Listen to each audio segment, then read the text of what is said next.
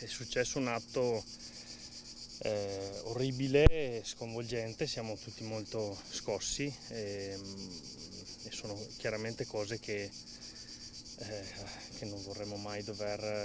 affrontare e commentare, però ecco, di fatto c'è che una vita è stata brutalmente stroncata questa mattina e